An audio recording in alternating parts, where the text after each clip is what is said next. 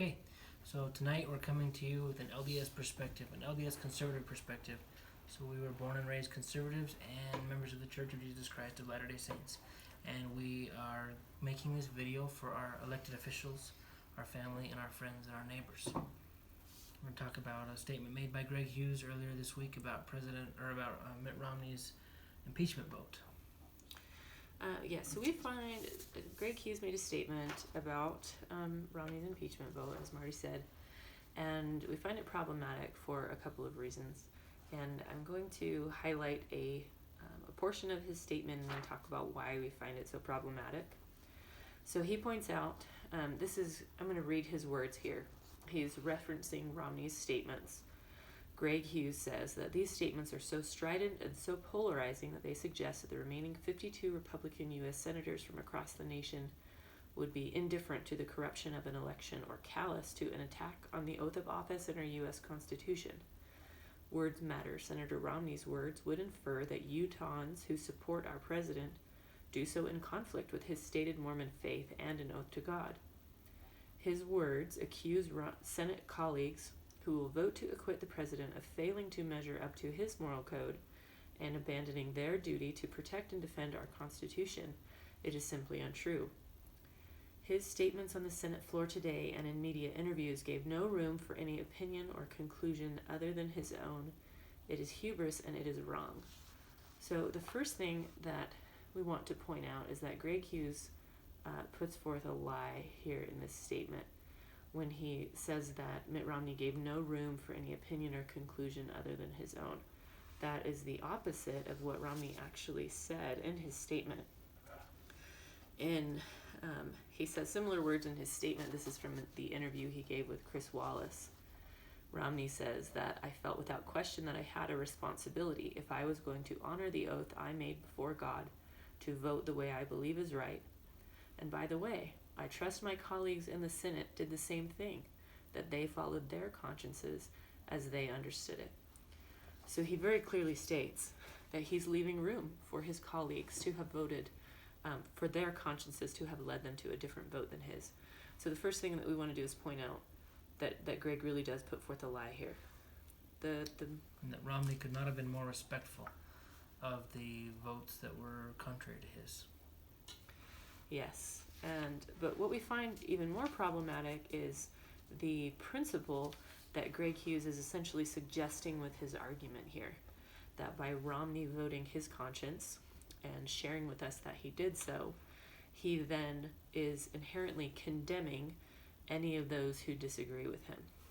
And I find this to be a problematic principle, because if any time you vote your conscience, it inherently condemns anyone who disagrees with you.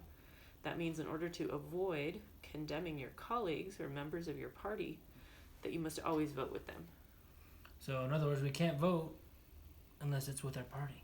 Mm-hmm. Otherwise, we're condemning our party or our colleagues, right? So then we have to cast away our principles and vote for our party. Therefore, our principles become we vote with the party, not with any certain principles. We're anchored to nothing. We discard our principles, and then the party decides what they are. The party is the one who drives the agenda. Mm-hmm. The party is superior to your own conscience. Yeah. So who is the party? Is it Greg? Is it Greg Hughes? Sounds like that's what he wants it to be. Is it President Trump? Is it President Trump? Is it the media? Or are they told what to do by somebody else? Who is it who has got the principles or the values or the agenda that drives what we do? And if you're not allowed to vote any differently without condemning everyone else, then you must adhere to whatever someone else is telling you to do, because you're not allowed to follow your own conscience at risk that it might lead you astray. Yeah, I guess I would make a note that the people that drive this narrative are the cunning men who lie in wait to deceive, and with no principles, we are anchored to no principles. We are driven with the wind and tossed.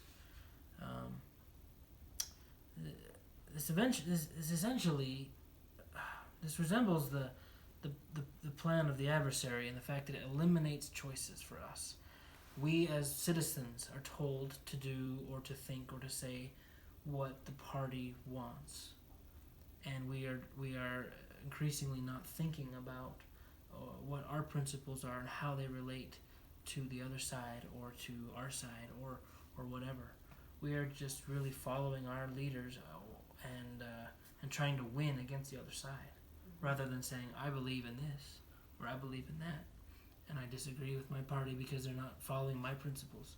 We choose our party based on the fact that we have principles, and we say our principles are conservative, and so we vote Republican. But that doesn't mean that the Republican Party always champions our principles. But what both parties are trying to do is say, you don't have to think about this anymore. You just have to follow us and eliminate choices and do what we say. We'll make the choices for you. You are one. You are one. You are one unit. You vote together.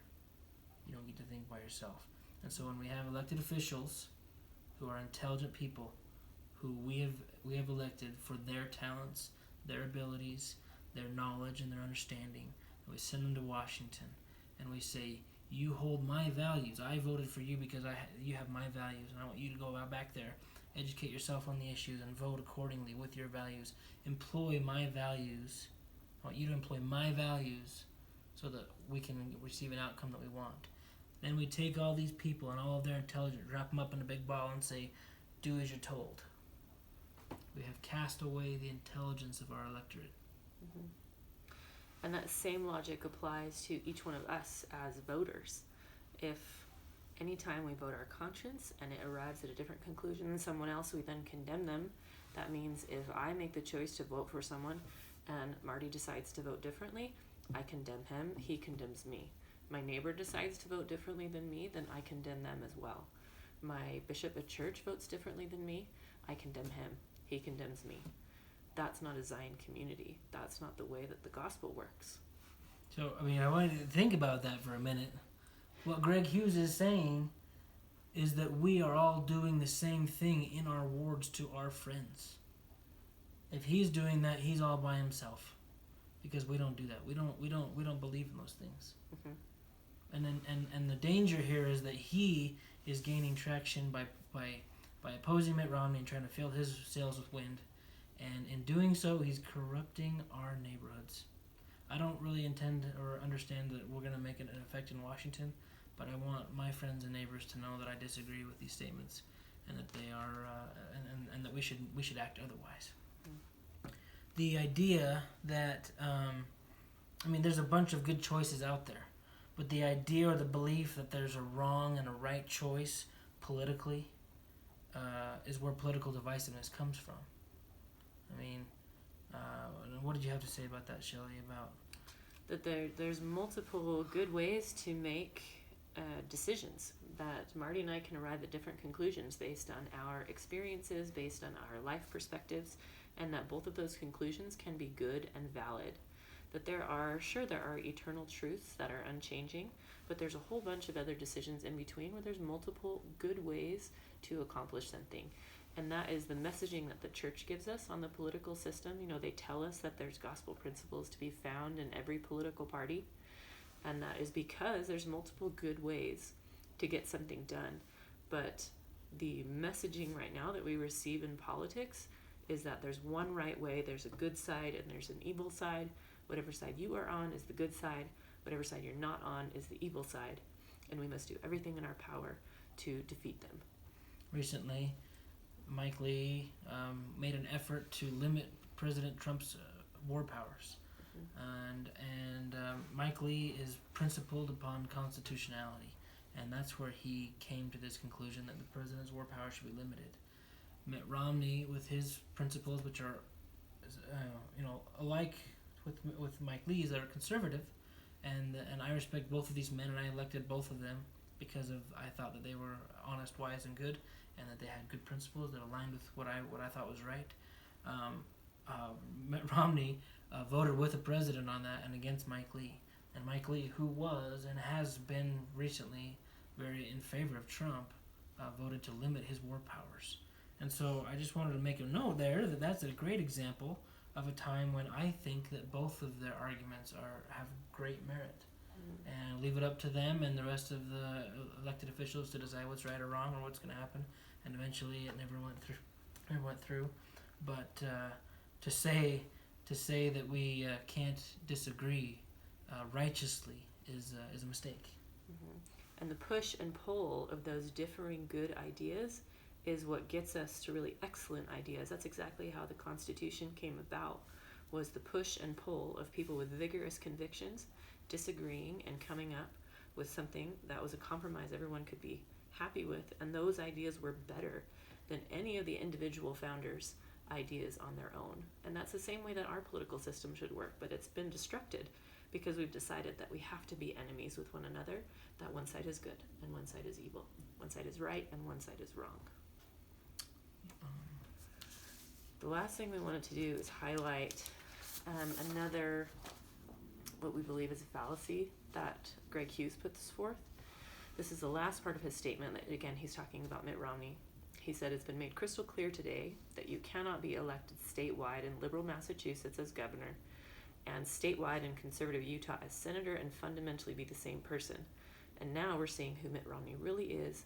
He's the Massachusetts governor." To me, this statement says maybe a couple things, and maybe it's saying a little bit too much to say that maybe what Greg Hughes is saying is that if a liberal votes for you, then you're a liberal. Because otherwise, why would they be drawn to you?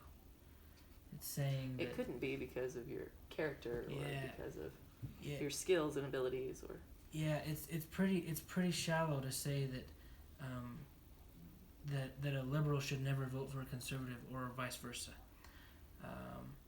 I would say that liberals and conservatives have similar values. They have similar consciences and similar principles. If a person such as Mitt Romney or anybody else really displays good character, it's okay for anybody to vote for that person. And to say that because he was elected in a liberal state makes him liberal is not true. And I find Mitt Romney to represent me very, very well.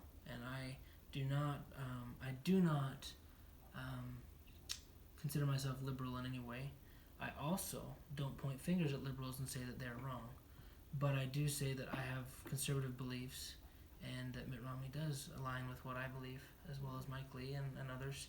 But to say that as a result of this thing which Mitt Romney has done this week, he is now a liberal, and this is proof of it, is just an effort for Greg Hughes to get wind in his sail. Mm-hmm. And inherently, because he's a liberal, he is bad, and we cannot trust him. Yeah, therefore everything he says is wrong. Mm-hmm. So, do you want to read that last statement in closing? This one? Yeah. I already highlighted it. Okay. All right, well then, that's it. That's all we want to say?